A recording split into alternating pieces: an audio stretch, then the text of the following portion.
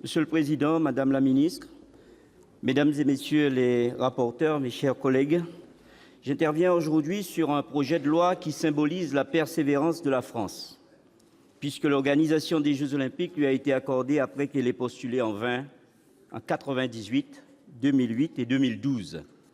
Cette victoire est le fruit d'un investissement sans précédent de la part des différents acteurs que je remercie chaleureusement. D'abord, évidemment, des sportifs qui ont soutenu la candidature de la France, et bien sûr Teddy Riner, ambassadeur de Paris 2024, Riyad Salem et tous les autres.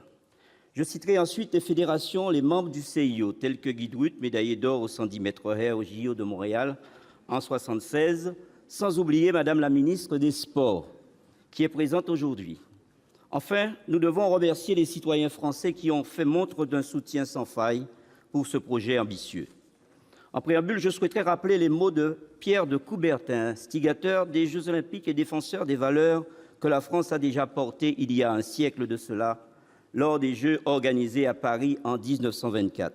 Il disait que le sport va chercher la peur pour la dominer, la fatigue pour en triompher, la difficulté pour la vaincre.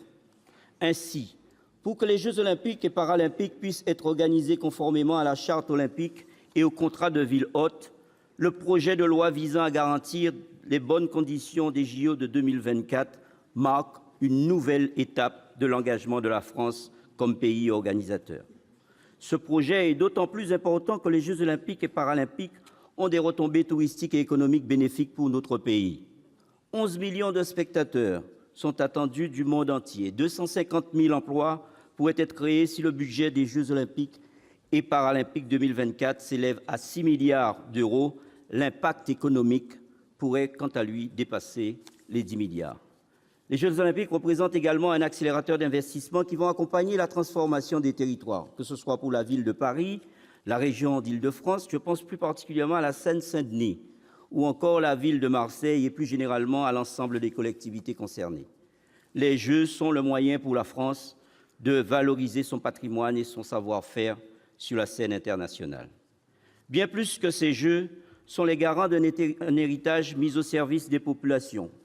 En Seine-Saint-Denis, par exemple, le centre aquatique qui doit être construit à l'occasion de cet événement sportif accueillera ensuite les habitants de ce département qui bénéficieront des meilleures conditions pour s'entraîner et développer leurs compétences en natation.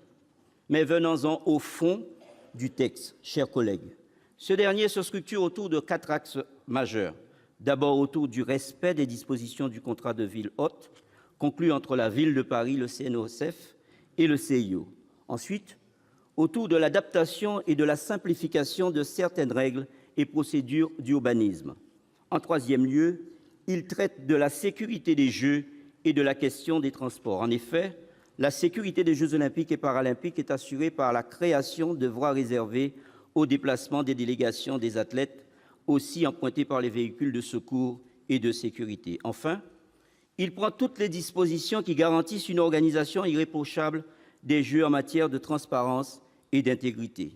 À cet effet, des mesures sont prévues pour renforcer la lutte contre le dopage, fléau qui nuit à l'idéal sportif. Ainsi, l'article 15 du titre 4 concernant les dispositions relatives à l'éthique et à l'intégrité prévoit que le gouvernement peut prendre par ordonnance dans le délai d'1 an à compter de la publication de la présente loi, toutes mesures relevant du domaine de la loi en matière de lutte contre le dopage. À événement exceptionnel, dispositif exceptionnel, l'organisation des Jeux Olympiques et Paralympiques nécessite l'adaptation de certaines règles prévues par le Code de l'environnement, notamment en matière de publicité. Et ainsi, et pour la durée des Jeux jusqu'à 15 jours après la cérémonie de clôture, des monuments historiques ou des sites classés pourront accueillir des panneaux publicitaires. Cette dérogation se justifie d'une part par la nécessité de donner une visibilité aux Jeux, mais aussi par le fait que les mesures de publicité n'auront qu'un caractère transitoire et non définitif.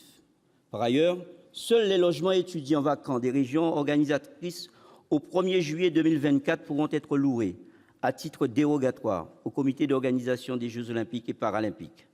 Cette décision est encore une fois marquée du sceau du respect des citoyens français. Vous l'aurez compris, ce projet de loi relatif à l'organisation des Jeux Olympiques et Paralympiques est un texte à la hauteur du défi qu'a accepté de relever notre pays, la France. Tout en facilitant et en sécurisant l'organisation des Jeux, il place au cœur de sa problématique les valeurs sportives qui seront défendues par nos athlètes. L'éthique, la transparence et l'écoute de la voix de chacun sont les garants du bon déroulement de cet événement planétaire.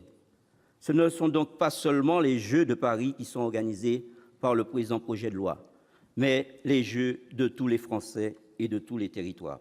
En conclusion, nous souhaitons que les valeurs de l'olympisme apportent une nouvelle vigueur à ce qui fonde notre nation, la fraternité. En l'état, le groupe La République En Marche votera